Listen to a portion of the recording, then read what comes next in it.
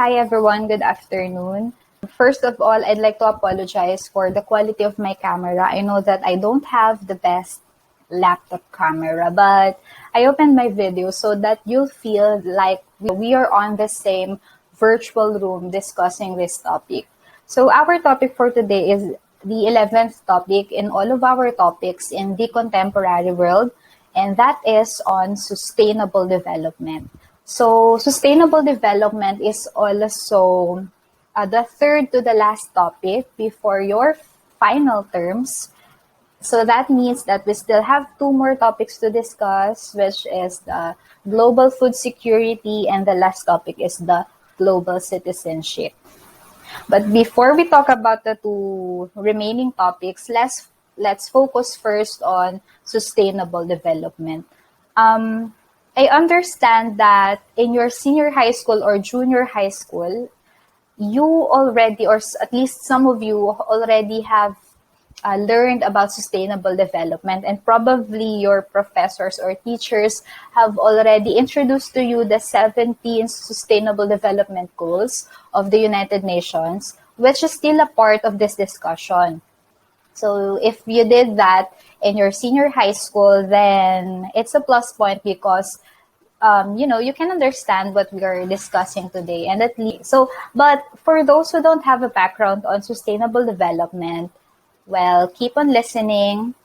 And if you have questions about the topic, you may write it down so that you can, or we can discuss your questions. If not on our group chat on Messenger, pwede rin sa discussion natin on our next virtual meeting. So to start, I will be showing you the contents of this topic on sustainable development. So we will discuss here or clarify things according to these contents. So first, we're gonna answer why we need sustainable development and why is it an urgent need. Second topic naman is we will differentiate sustainability versus stability and why you should strive to achieve sustainability. And third is we will also discuss world efforts for sustainable development. So to start our discussion, to get the ball rolling, let's proceed to the first part or the first content, and that is the need for sustainable development. Well, sustainable development, especially for those who don't have a background on this or hindi pa ninyo naririnig to or hindi pa nadadaanan or kung nadaanan man nakalimutan kasi iniisip yung crush or kung ano pa man ang mga nasa isip nyo nung mga panahon na pinagtuturo ito ng mga teacher nyo. Well, baka maisip nyo na medyo mahirap intindihan kung anong sustainable development.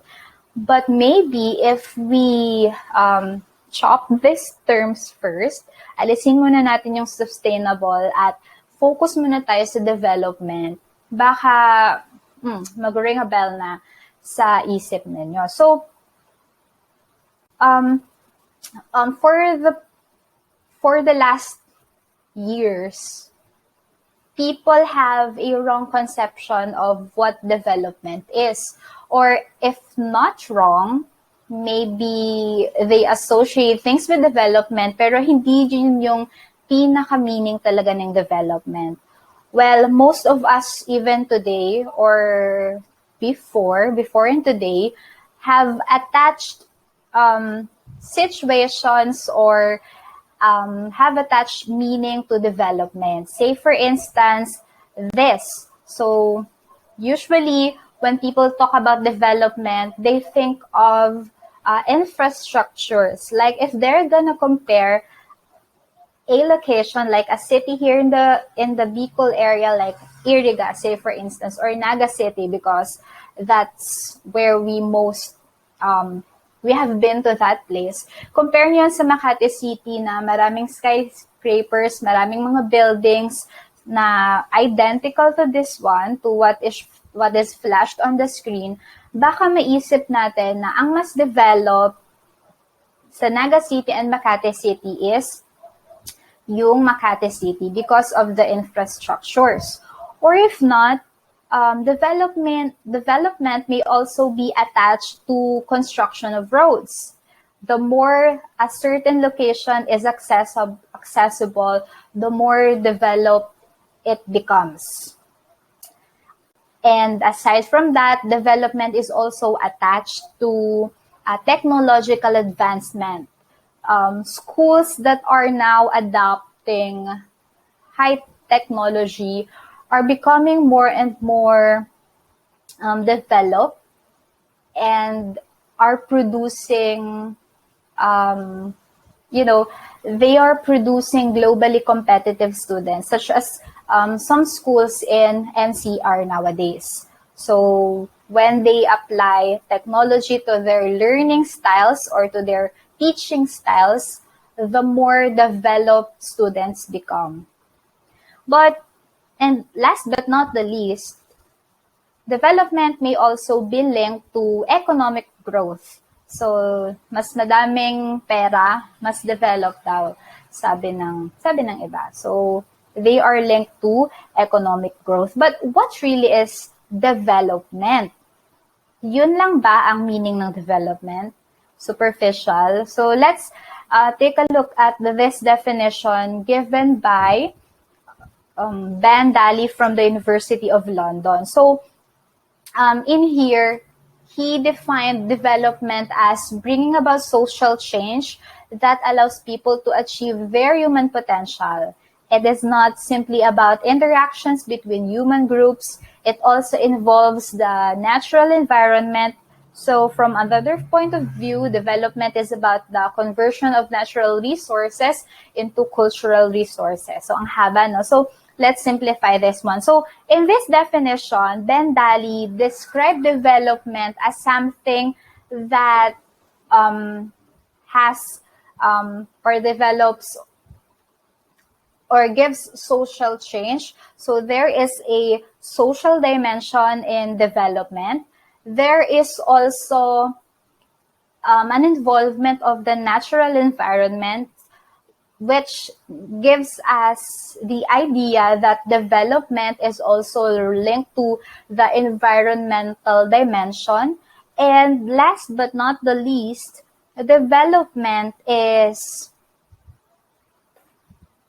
linked to economic aspect, the economic aspect, because it transforms natural resources into cultural resources.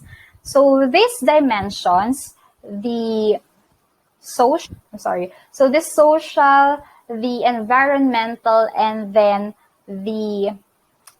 what else did I say? The economic aspect or dimensions, these are actually the facets or the pillars of development. So therefore, development is not just focused on the construction of roads, although they are part of it, but it's not the totality of development.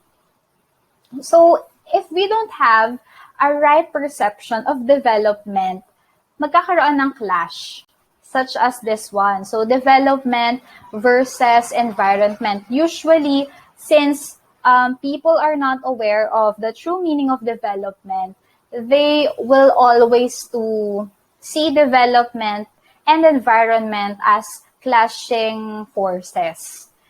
Kasama na dyan kasi yung abuse sa mga natural resources natin or the use of non-renewable resources na noon hindi pa natin masyadong aware na when they deplete or when they are depleted, wala na. We cannot bring them back again. Such as the fossil fuels, kasama dyan yung oil, natural gas, and coals. Aside from that, we need to understand that that development alone or the concept of development alone is lacking, since focusing on development alone may bring social problems such as seen on the picture. You have poverty, inequality, such as what is portrayed in this particular photo, the lack of basic education to most locations or to most countries, even at this point, and of course, the unending problem on environmental or climate change. So ang tanong, how can we meet our needs without having unnecessary sacrifices? So paano tayo magde-develop na hindi naman natin natatapakan yung humanity, yung environment, at yung iba pang aspect ng development? So dito napapasok yung tinatawag natin na sustainable development. So sustainable development, based from the definition given by the United Nations, it is the development that meets the needs of the present without compromising the ability of future generations to meet their own needs. In other terms, kayo, nakukuha nyo kung ano yung pangangailangan nyo sa araw-araw, but not necessarily sacrificing not necessarily sacrificing the needs or the resources of the future generations. So, hindi nyo yun na-apekto. So, how shall we achieve sustainable development? Well, sustainable development was first termed or used or coined in a report we called that Bruntland Report in 1984, or it is also commonly referred to as our common future. So that is the first instance where sustainable development was put into awareness. So this report is a developed guiding principle for sustainable development as it is generally understood today. So they saw the need that the development people know are not really a healthy form of development, because in the long run, if people will continue doing these practices, such as what happened during the Industrial Revolution, where people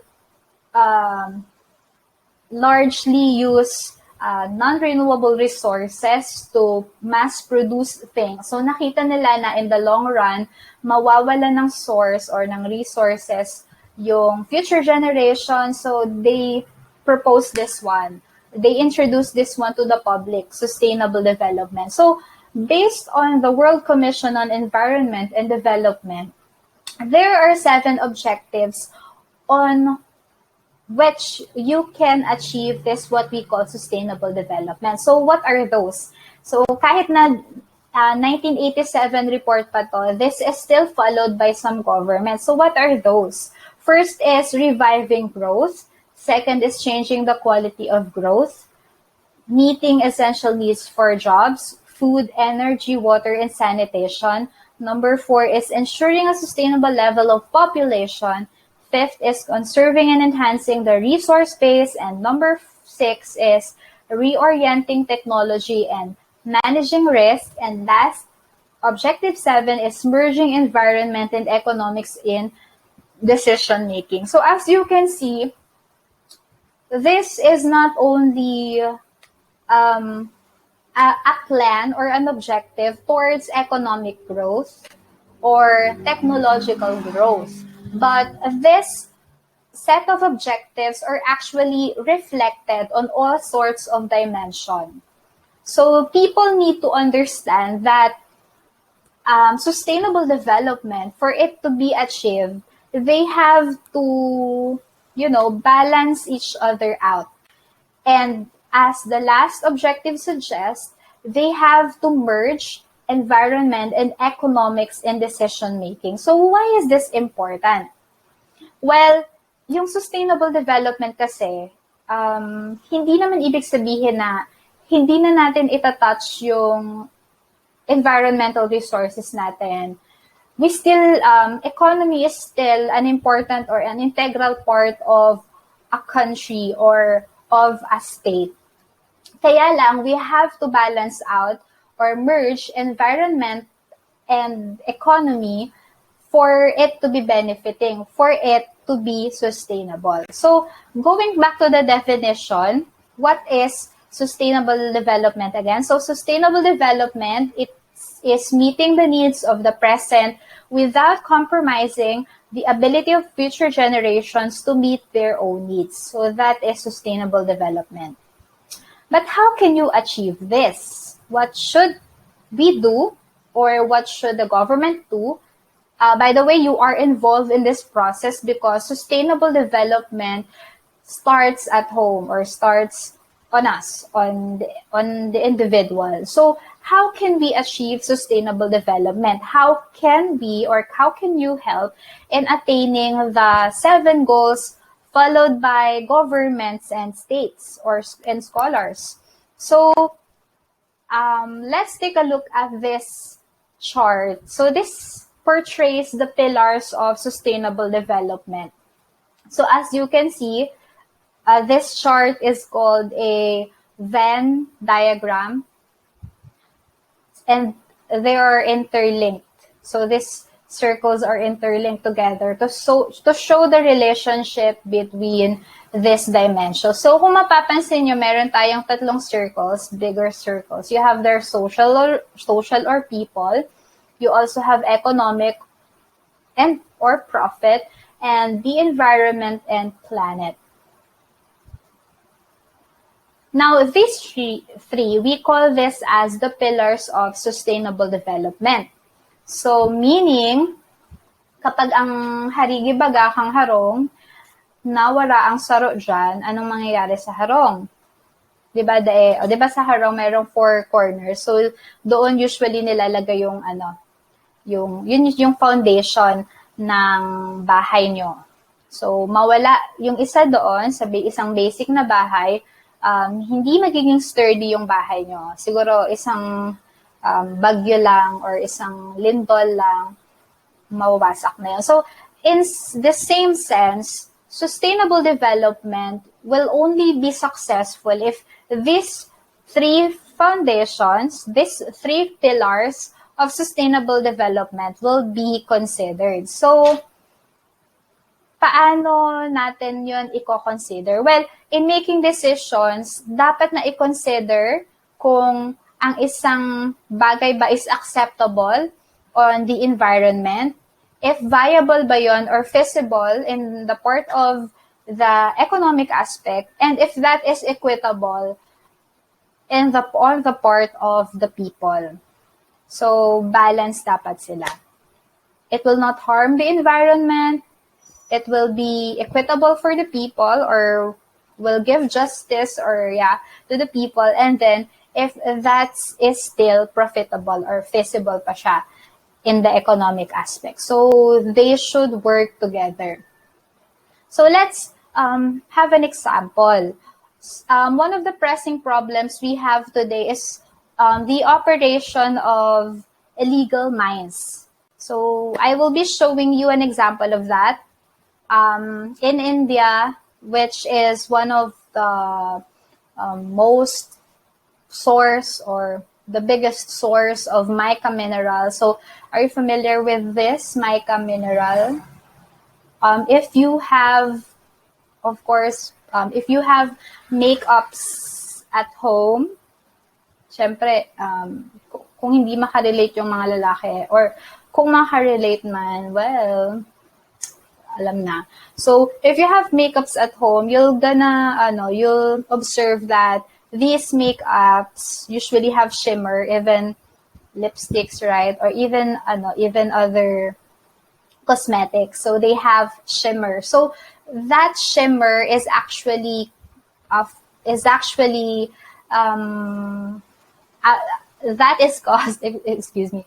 is caused by this mineral, mica mineral. So, yung mineral na to, ginagamit siya usually sa mga cosmetics to give shimmer sa mga cosmetics natin. So, why am I using this? Hindi naman ako nagbebenta ng makeup, but I am going to show you the truth behind the makeup industry. So, yung mga mica, yung mga mica minerals, usually they come from India. And as you can see on the picture, sino ang nag-work dyan? So, usually, di ba, mga bata?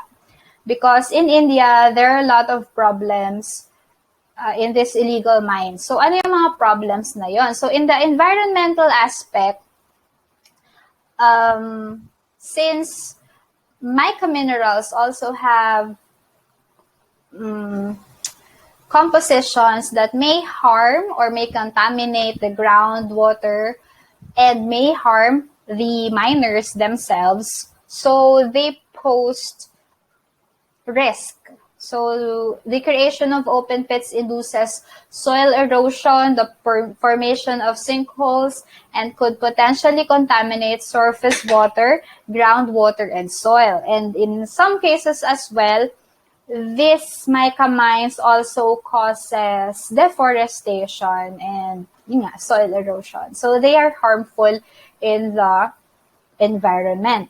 Aside from that, social problem is that since the mines are illegal themselves, so the illegal mica mines in India exploits women and children. So child labor is very rampant in those areas where mica mines are located, and it causes their health and lives too, because the place itself is very dangerous and very they don't have proper clothing.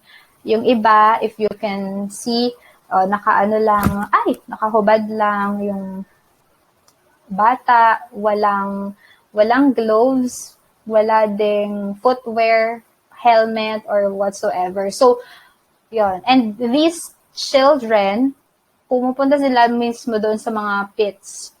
So, any wrong move and it will cost their lives.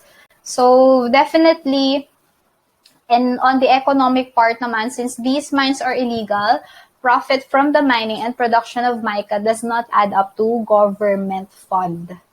So basically, this form of practice by people is not, this is not really sustainable. So this is not development at all. So what should India do to push sustainable development along the mica mining issue? So of course, they have to do certain things or certain actions of this. So kung kayo ang tatanungin, ano yung isasagot nyo dito? So baka yung iba sa inyo maisip na this should be closed. So yun, pwedeng i-close talaga totally. There should be strict officials who really regulates this mines or these places. Kasi ang usually nang nangyayari is even the government officials from that particular place na susuhulin sila kaya nakakapag-operate yung mga tao doon sa mga illegal mines na yan.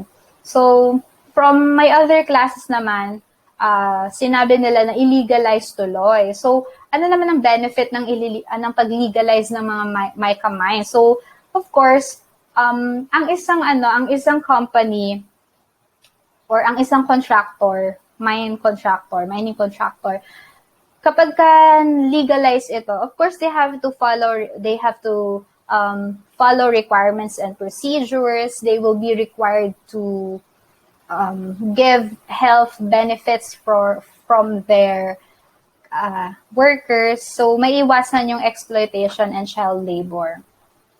So another is that if they will be closing the mine naman, they should provide livelihood programs to the women or to the families situated in that area. And aside from that, since ang nagiging isang rason kung bakit hindi or yung mga bata is nag-aaral, nagtatrabaho doon sa mine is because they lack access to free education. Or if meron man, yung poverty kasi it kills their drive to go to school. So the government should do something about that for it to be sustainable. So ano pa ang ginagawa naman ano pa naman ang mga issues natin dito sa Philippines that can be called sustainable. So ang isa dyan is in places where illegal fishing is very rampant, the government does is that yung mga illegal fishers na to, para hindi na sila mag-illegal fishing. Yun, kinukuha nila yung mga tao nito so that itong mga tao nito, sila yung mag-monitor ng mga iba pang mga fishermen para hindi na mag-illegal fishing. Do you get the point? So, I hope you get the point. So, yun, binigyan sila ng trabaho.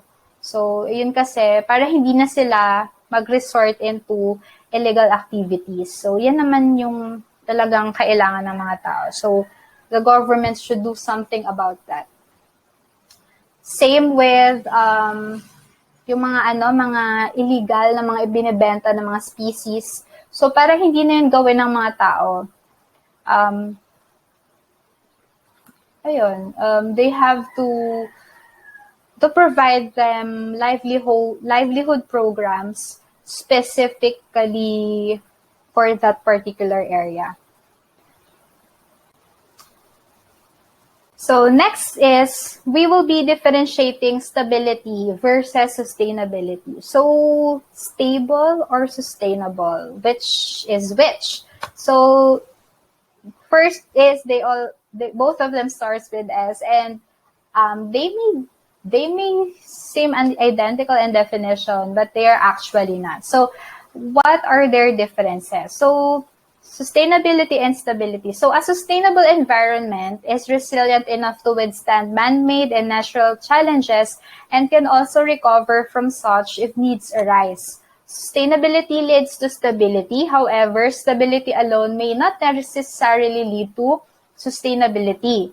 Stable environments are simply resistant to change, but somehow lack the element of resiliency. So what's the difference between sustainability and stability from this comparison? Well, ang pinaka nagde-differentiate sa kanila is yung tinatawag natin na resiliency or element of resiliency. Sustainability has that element of resiliency while stability does not.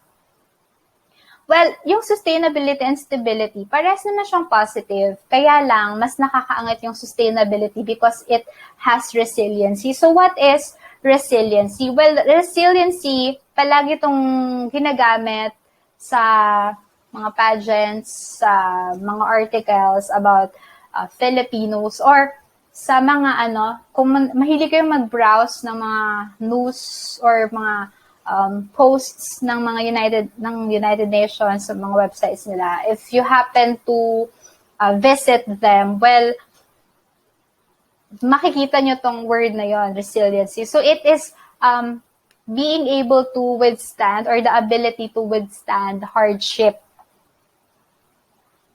So that is resiliency. And a sustainable environment has that.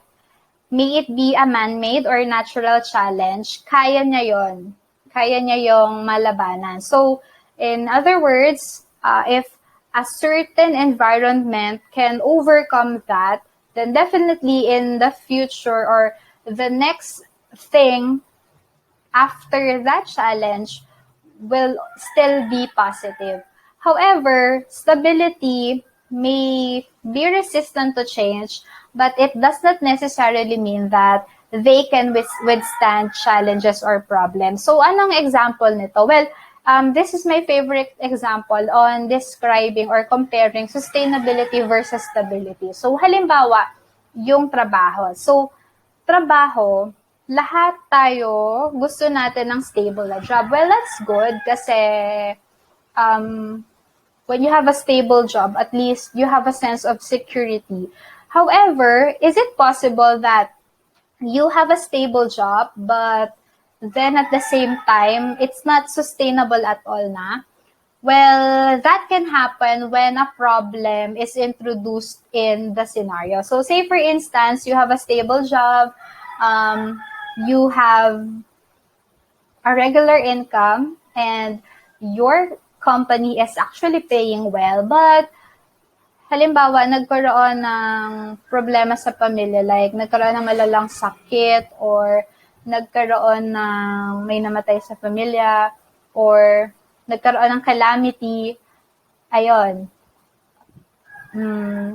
There is a man-made or a natural problem that was introduced in the scenario. So, pwedeng stable yung job mo, but Since masyadong malaki yung problem na nai-encounter mo, yun, pwedeng hindi na maging sustainable or hindi mo na masustain yung way of living mo because of that, because of the loss or the problem. So another naman is that when you enter or when you have a family, yan, kasi magastos, di ba, yung magkaroon ng baby, mga anak, or kung may pinapa-college ka. Stable naman ang job mo, but you cannot suffice the needs of the new family members because there are new family members. So, nagkakaroon ng problems or challenges. So, definitely, sustainability has an advantage than stability. That's why meron tayong sustainable development because sustainability is actually a better option, especially that in all parts of the world, we all experience man-made and natural challenges. So, if we only have stability, hindi tayo makakabangon.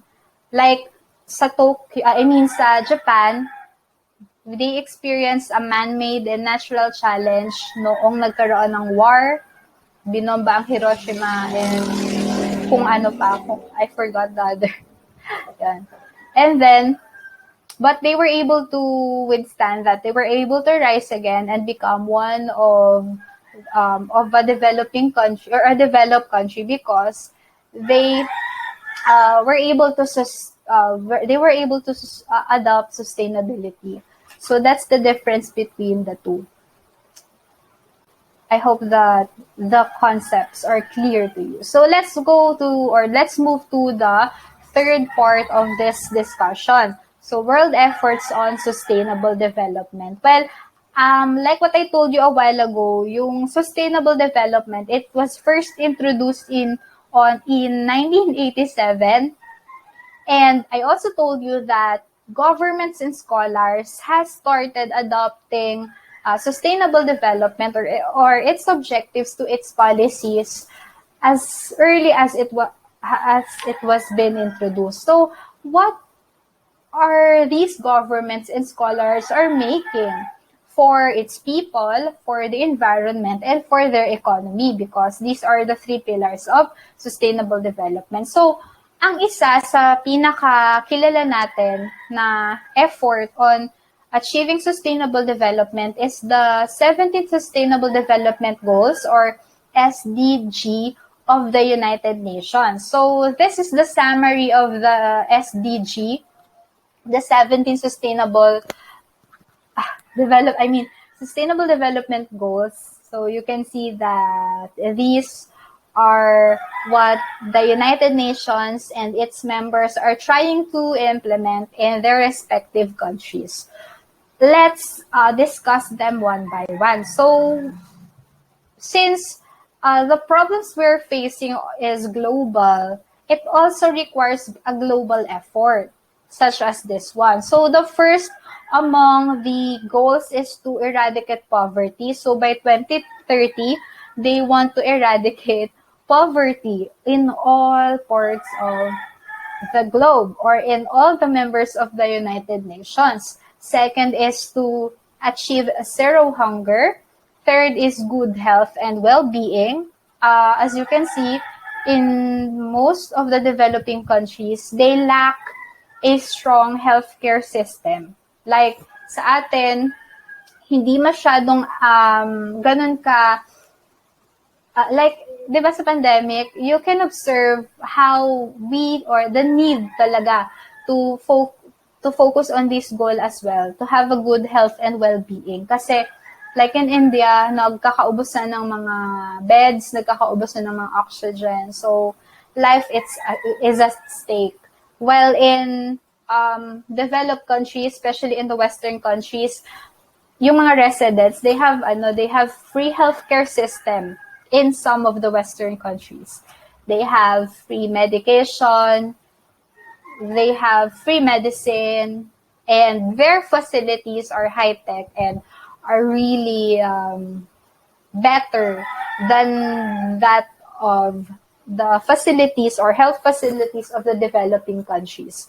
So fourth is quality education, fifth is gender equality, sixth is clean water and sanitation. You also have affordable and clean energy, decent work and economic growth, industrial innovation and infrastructure, reduced inequalities, sustainable cities and communities, responsible consumption and production, climate action, life below water, life on land, peace, justice, and strong institutions, partnerships for the goals. So basically, if you're gonna observe the global goals or the seven SDG or Sustainable Development Goals are not focused only on boosting the economy of the members of the United Nations, although it's a part of the Sustainable Development Goals. Pero hindi lang doon nag-focus. They also focused on the societal aspects such as ending poverty, ending hunger, education, equality, and more. And on the economic aspect naman, they have decent work and economic growth, industrial innovation and infrastructure, and a lot more. And on the environmental aspect, they have affordable and clean energy, clean water and sanitation, life below water and life on land, and more. So you see, these 17 goals, they really captured the pillars or the essence or the true meaning of what sustainable development is.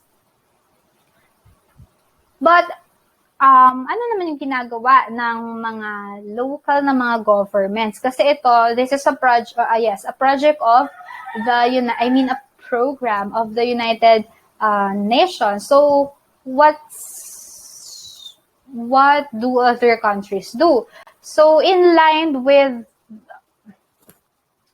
the Sustainable Development Goals, the United Nations also held an Earth Summit. They call it, or this is most commonly known as the Agenda 21, on which countries have partnered. So sabi dyan, it is a plan of action to build a global partnership for sustainable development to improve human lives and protect the environment. So, so there more than 178 countries have adopted this agenda, such as the case of Canada. They have adopted this